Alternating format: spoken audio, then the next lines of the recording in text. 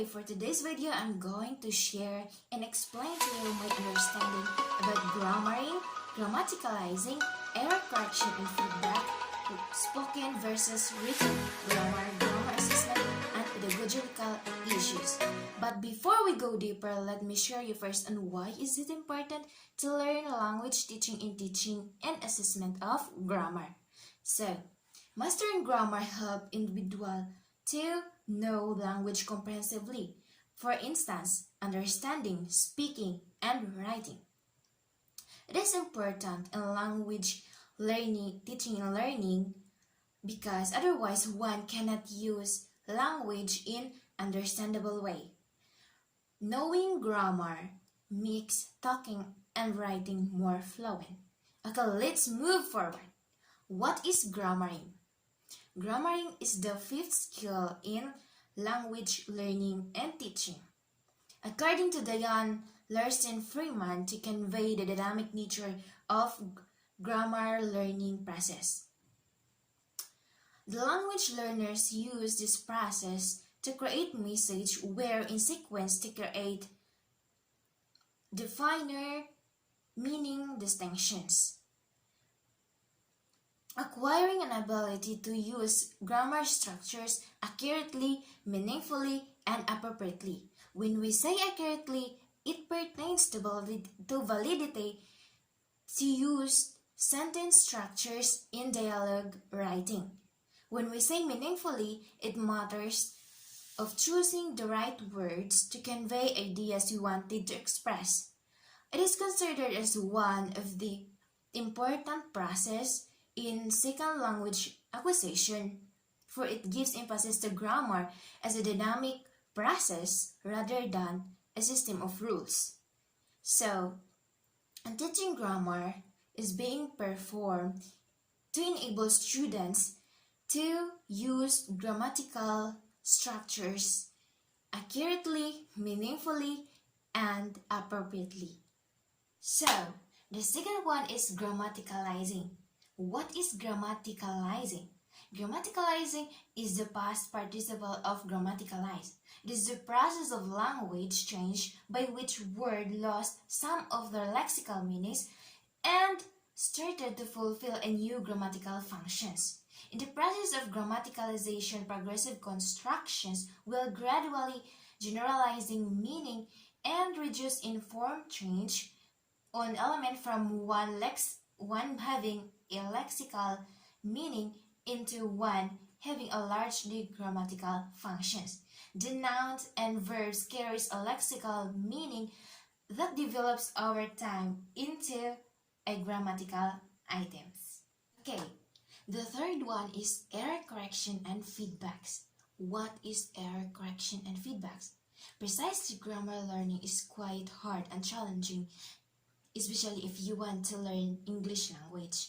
There are a lot of rules that we need to follow, and that is the reason why we sometimes committed mistakes or errors. Then those errors are needed to be corrected. That's why we are consigned with feedbacks. And that feedbacks must like a correction. However, we felt difficult in giving feedback to people because not all people are open for feedbacks. We felt difficult on how to deal and give feedback to people without making them bad or offend. Some are eager to know feedbacks, but some are not. That's why the teachers in grammar have their own techniques on how to deal with that kind of situation. Even if we say that those people who hate corrections are stupid, no, we can force someone to like corrections or feedbacks. Even if we say that it is for our goodness, but we can force someone to like it because we have our own perspective in life. The fourth one is spoken versus written grammars. What is spoken versus written grammars?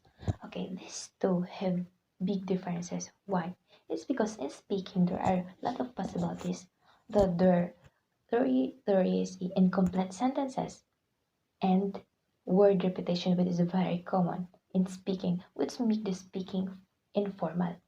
Then, however, in written, um, the grammar is being organized, precise, and most importantly, well planned. Then, in written, as we observe in written, the rules in grammar is being followed than the speaking. In speaking, the rules in grammar are not oftenly followed as long as we express our thoughts and ideas. And we can deny the fact that there are usual words we use in our daily lives that we find out that it is difficult to write it down. Why? Because it is not acceptable. Because it is wrong. Because we didn't follow the grammar. That's why we find it difficult to write it down.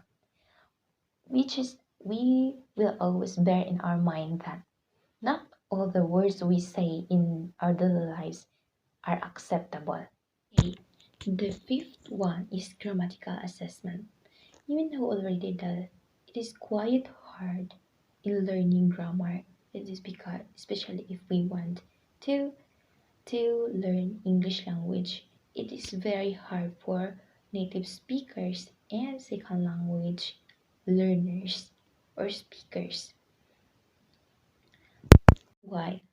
Grammar teachers in grammar used different or various approaches or styles in how to deal and teach their students in order to widen their knowledge.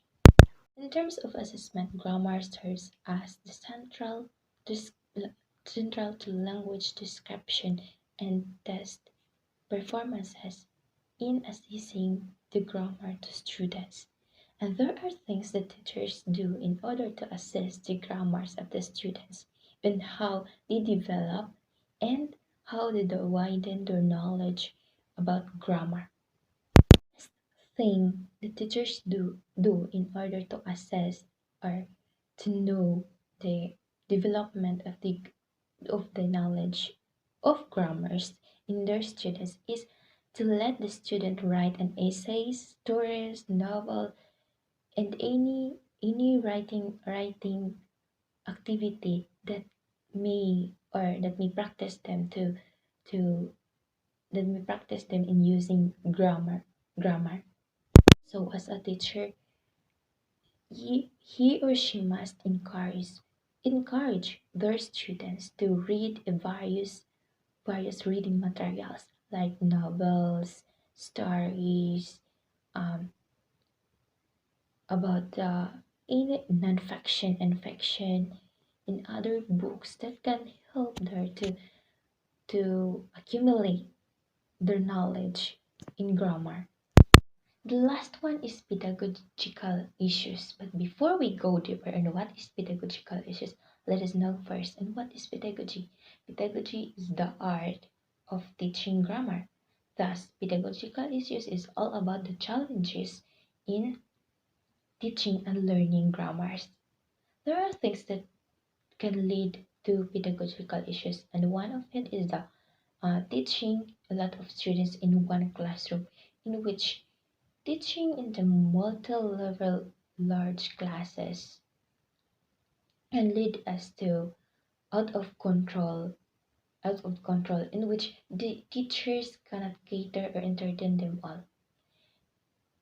Grammar is very important, and it needed only in one classroom it needed only a few students so that the teachers can entertain them all and can observe the needs of the students. Then second is gathering different learning styles in which some of the students prefer to visual rather than listening to a target language or rather than listening to the teacher's discussion. For today, and I hope it shows something in this video. But wait, before you end video, don't forget to hit the notification bell and click the subscribe button See you in my next vlog. Thank you for watching.